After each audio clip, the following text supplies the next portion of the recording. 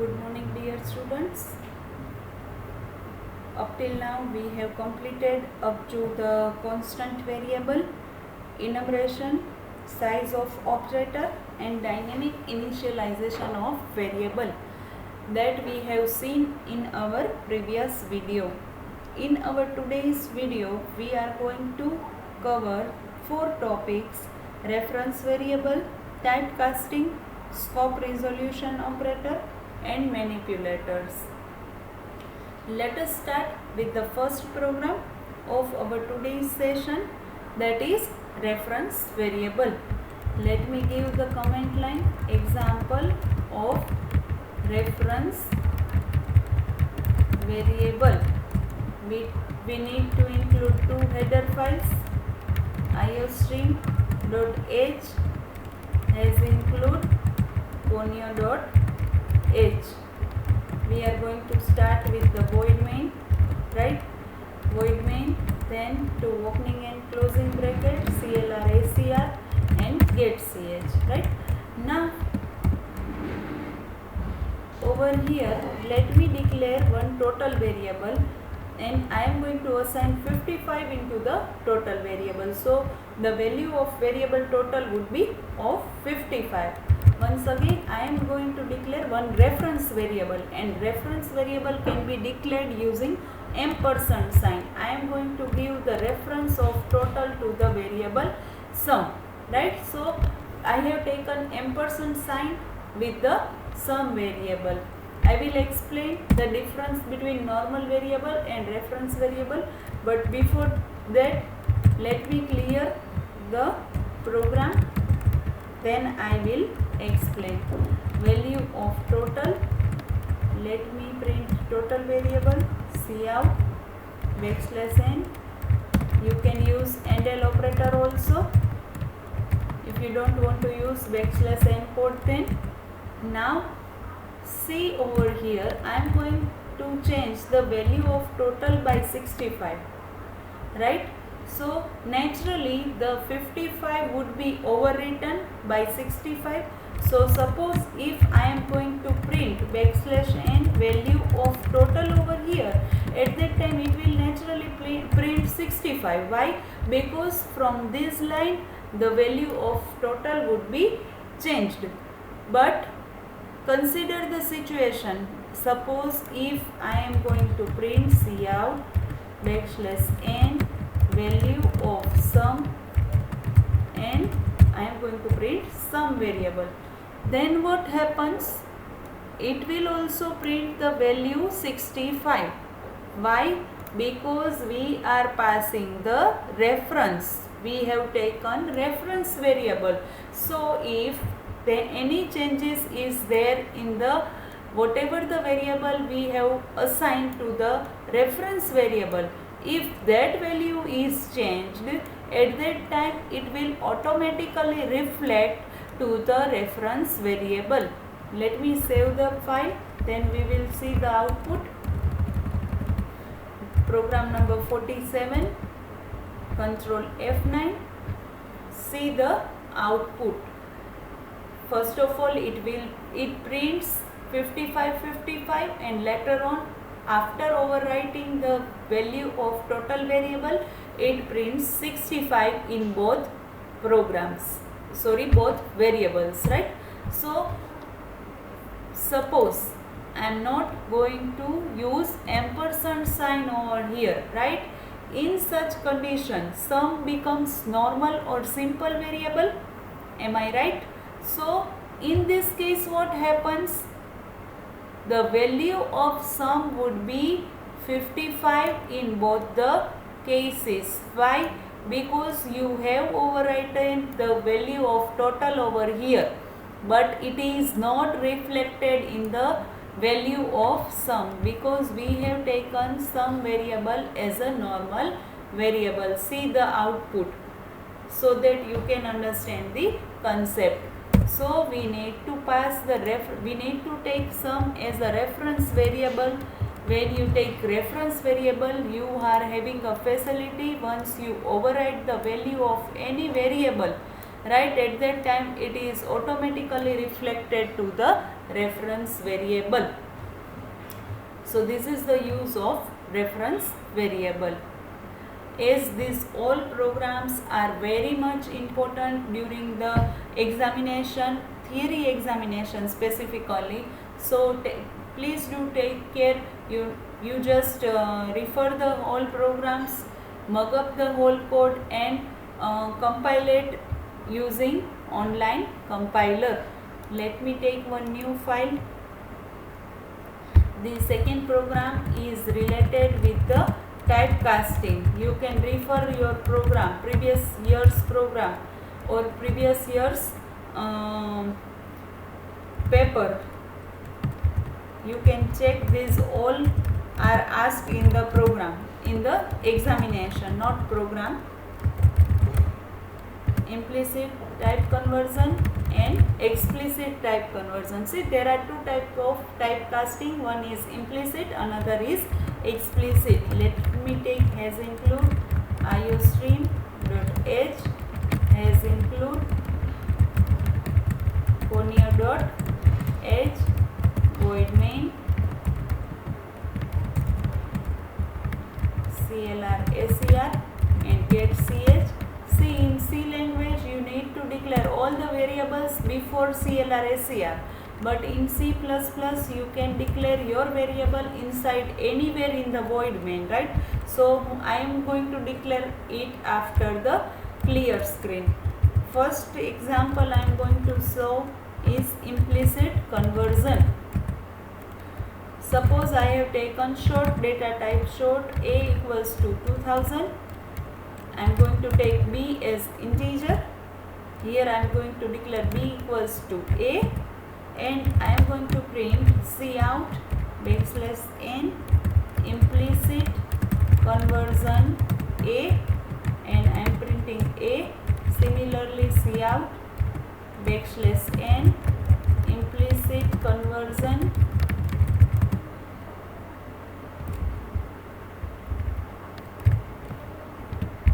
b and let me print b. So this is all about the implicit conversion. I will explain the difference later on.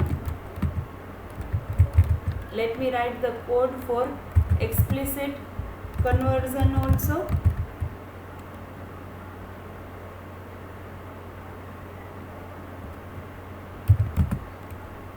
In that also I am going to take short c equals to 4000, integer d equals to integer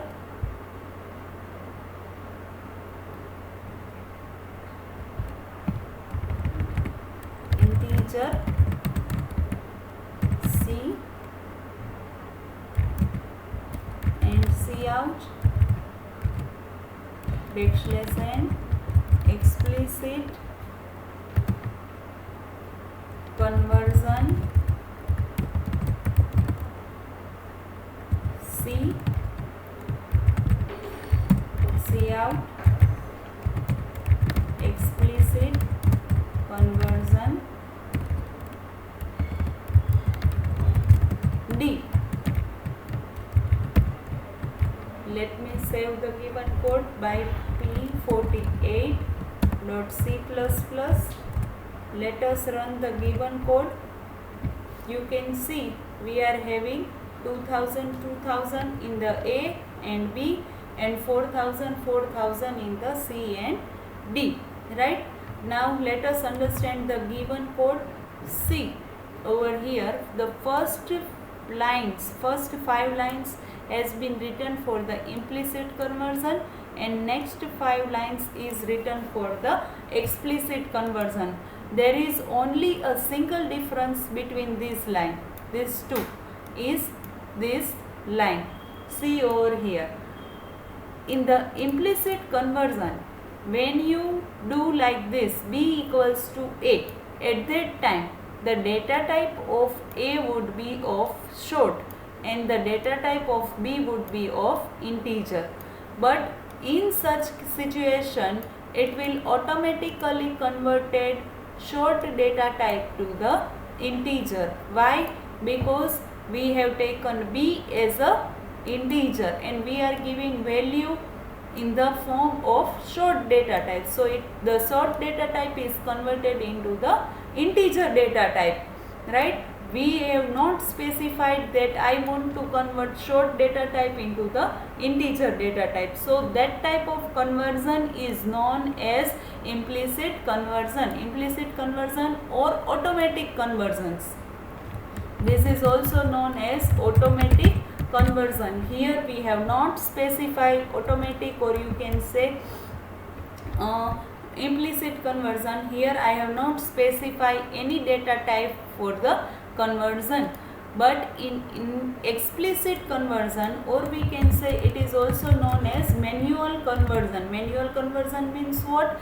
We are specified the data type of variable in which we want to change our code. See, the data type of C is short.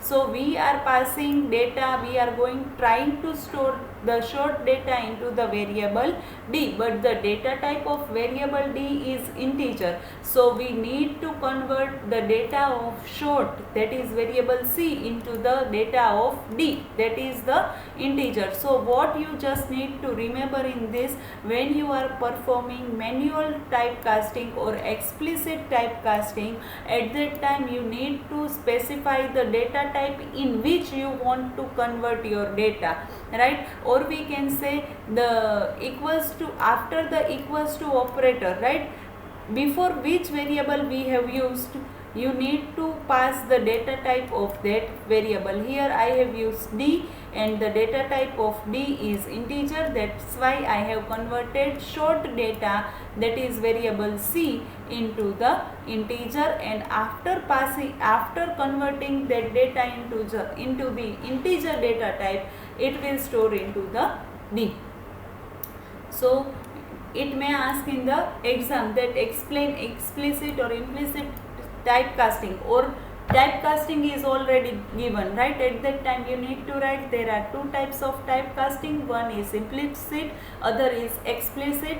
When you use implicit typecasting, it is also known as automatic typecasting. When you use explicit typecasting, it is also known as manual typecasting.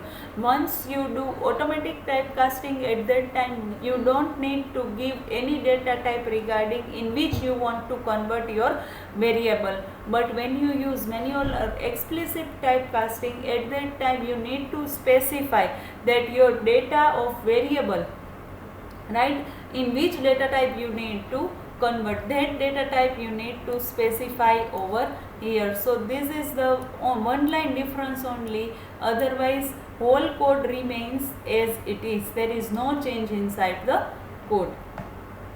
So this is the second program of our today's session. Let me take third program, that is related with the scope resolution operator. This is very important program.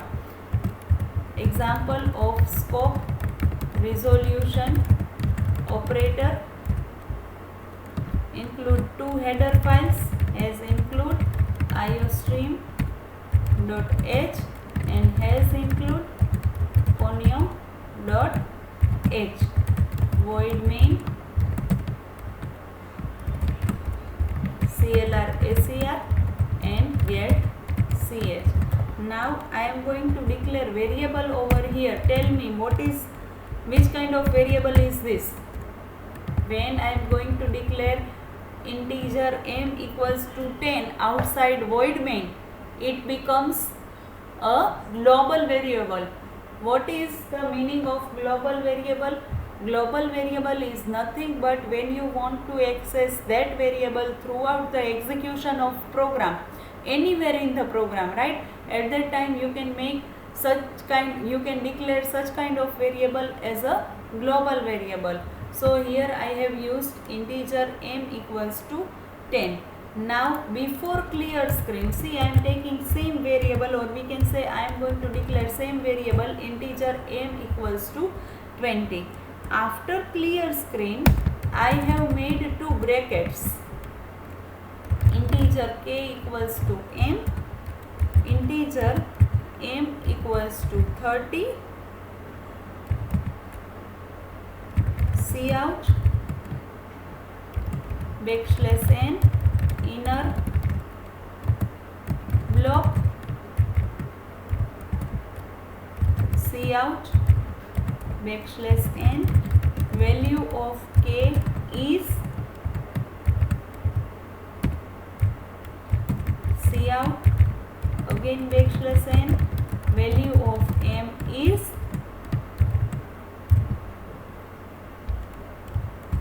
and cout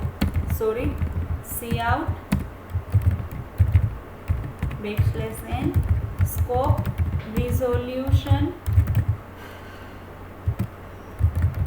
operator value of m is. I am going to use scope resolution operator. See, in this way double colon is there, you can use scope resolution operator like this, then cout backslash n outer block again cout backslash n value of m is m and cout backslash n scope resolution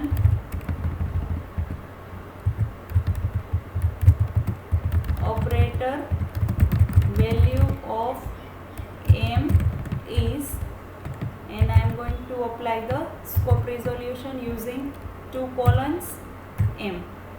Right, let me save the given code. Program number 49.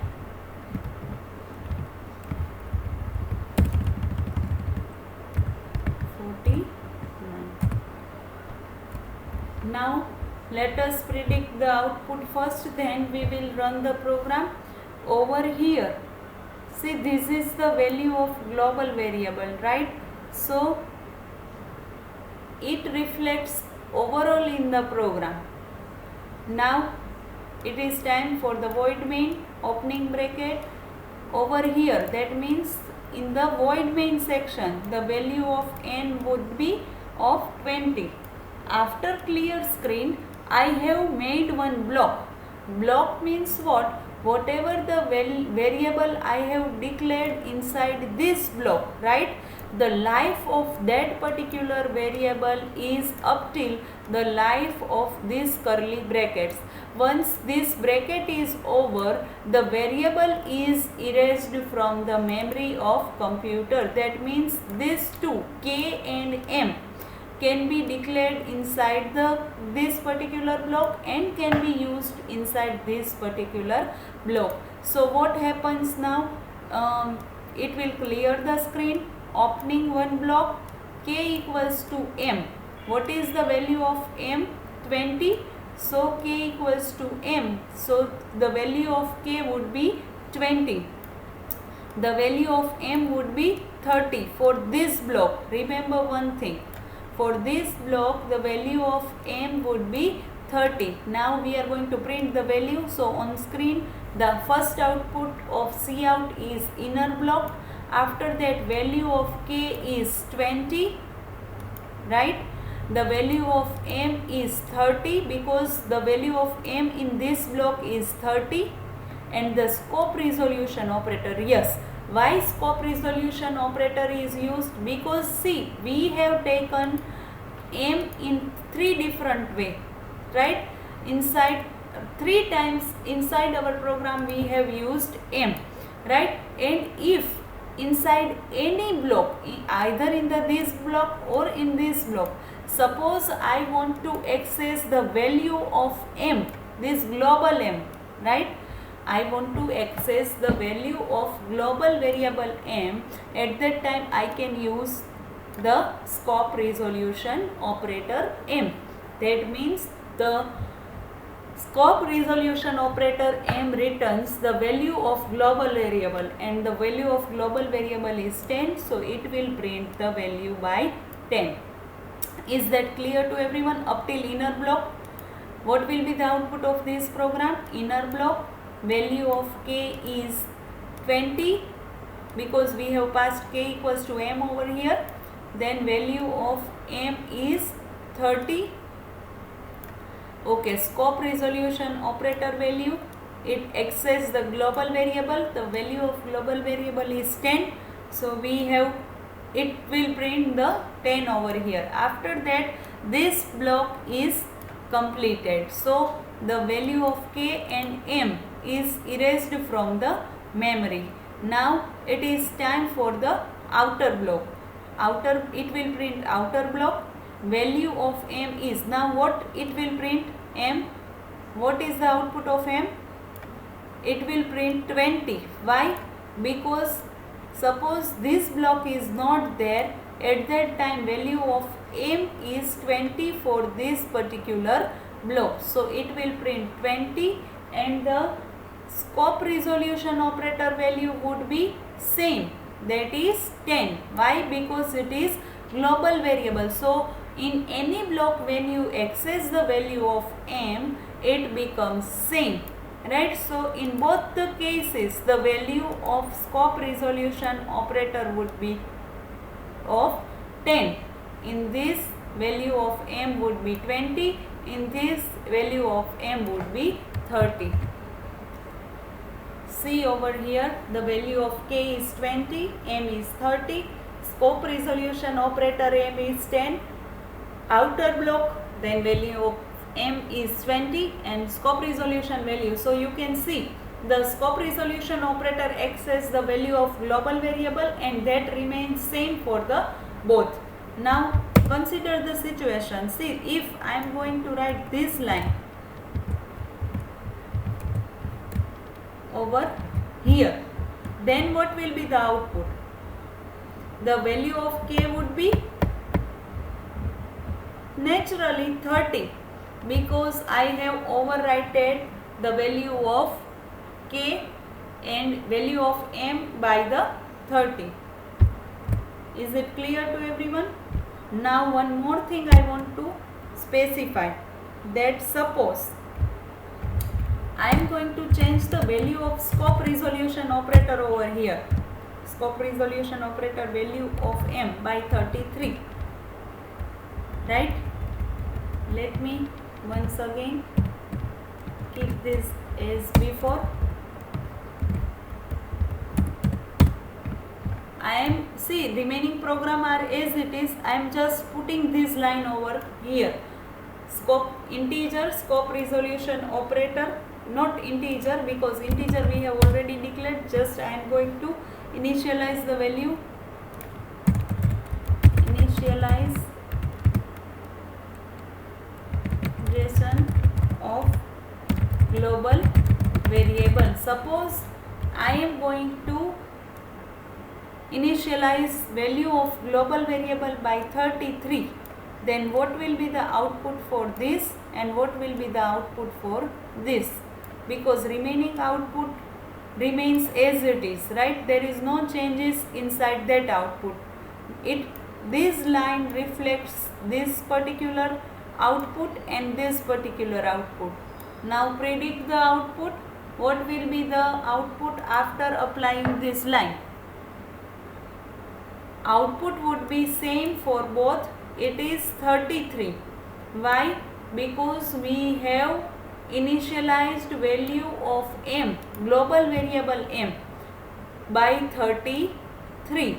So remember one thing, it is reflected to the m, value of m, and it is overwritten by the 33, and we have declared this variable as a global variable. So in the program, anywhere we access that variable, the value remains as it is. So within this block also as well as outside that block also, the value remains as it is, that is 33, because we have changed inside the program. You can see both the lines related with the scope resolution operator, the value remains as it is, that is 33, because we have overwritten that value using scope resolution operator.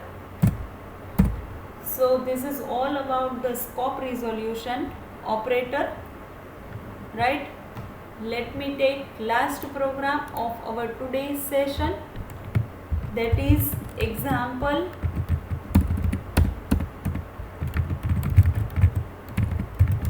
of manipulators operator. Example of manipulator operator. Let me include two header file as include iostream.h, has include conio.h. One more file I need to include over here, that is library file.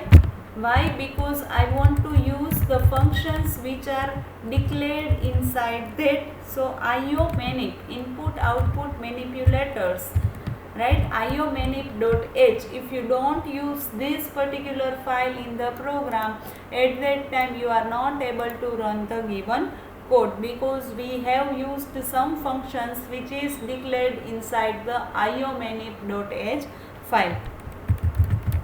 Void main clr ser and get ch. Now I have taken three variable. Suppose I want to print salary, right? So integer basic equals to 9000, allowance equals to 600 and net salary equals to 9600. This is my data, right? So now cout basic, then I have used one function set w. Set w means set width, that is manipulators, right? So set width. In set width we have passed 21. Then we have used basic variable and endl operator. Again cout allowance, again set w, value would be 17. Again print allowance variable, endl operator, cout net salary, net cell, set w 20, endl 20 and net salary.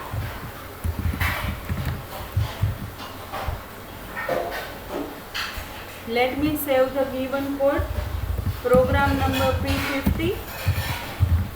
In that, now see what is the use of set w function. Generally set w is used to set the width.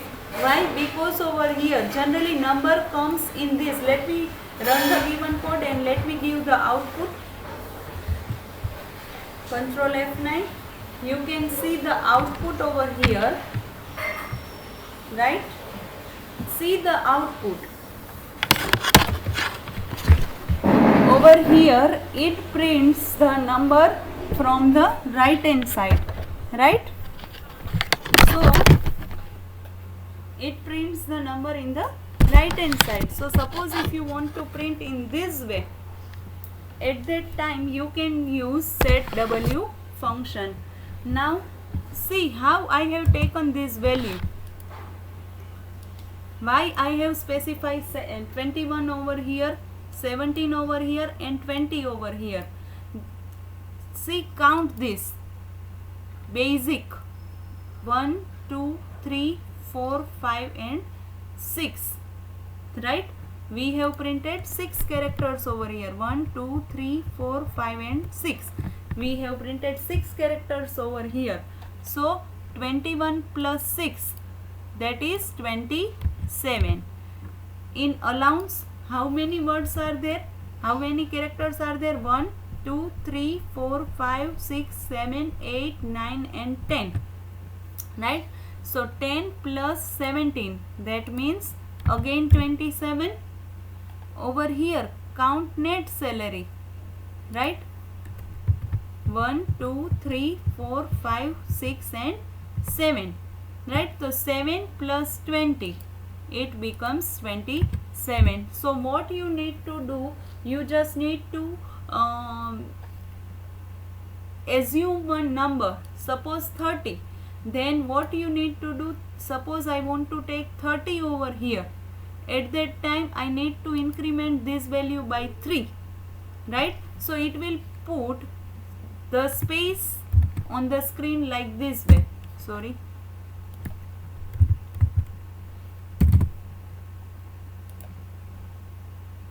Because generally numbers are printed in such a way that first figure comes exactly after the second number, right? So in this way, see the output, my number would be like this only, no?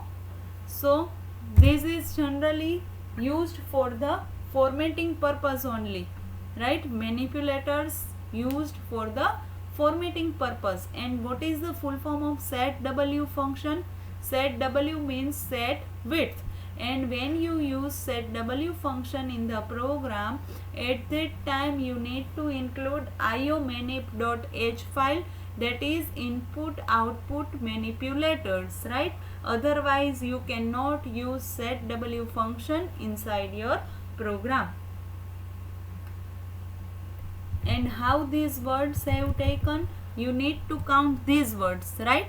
And suppose I have decided 30 numbers, at that time anyhow you need to perform 30 minus 6 over here, right? 30 minus 6 means how many? 24. So you need to write 24 in the this. After that how many numbers are there?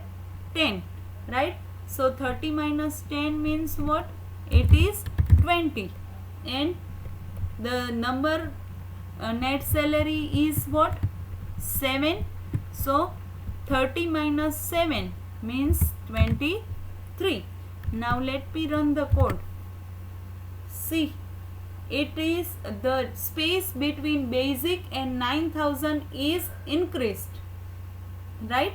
So in this way you can pass the value or number inside the set W function.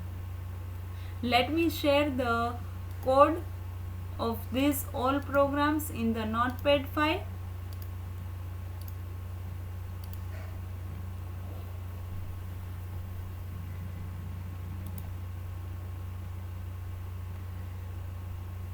This is the first program of today's session, that is reference variable. You need to write this program in the journal, program number 47. Here we have used reference variable. So reference variable can be declared using ampersand sign. And what is the use of reference variable? If you change the value of original variable, at that time it is automatically reflected to the reference variable. If you declare normal variable, right, at that time it will not reflected the value, whatever the changes you have made inside the variable. The second program is implicit and explicit typecasting. There is two types of typecasting, automatic and manual. Here you can mention automatic, or here you can mention manual typecasting. Only one line difference is there. Here you have declared B equals to A, and here in which data type I want to convert my data, that thing you need to specify in the explicit typecasting. In this no need to specify, it will automatically converted into the typecasting, right? Over here I have changed integer A, B, C and D. Over here we have declared integer. Over here no need to declare integer. Let me scroll down the program.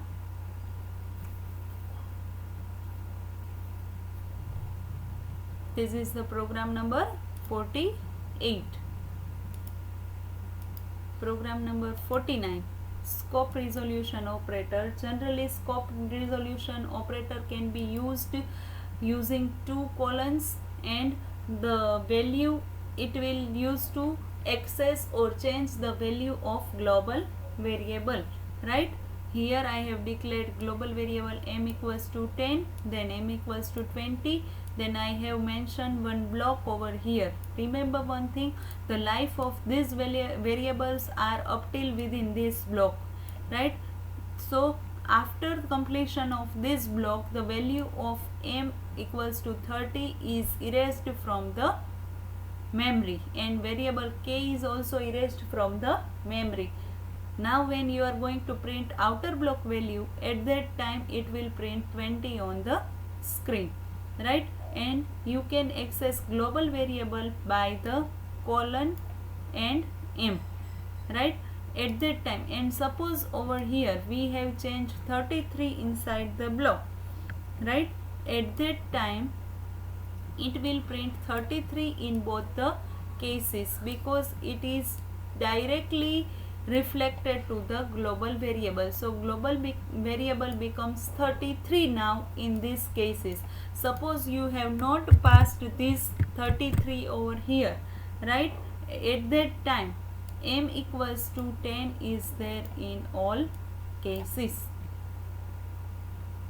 And the last program is based on the formatting purpose. Set w means set width means iomanip.h.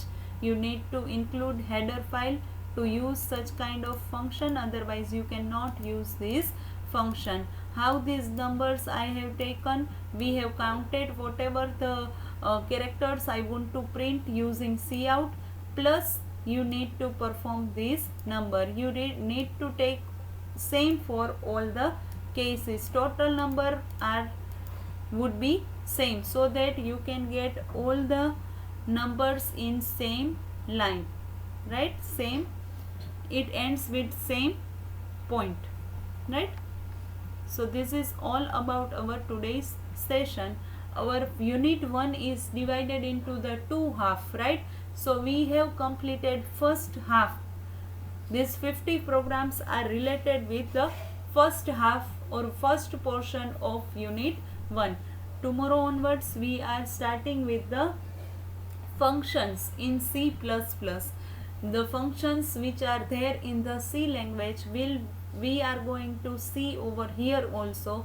4 types of UDF, right, that we will see in our next video. Up till that, goodbye everyone.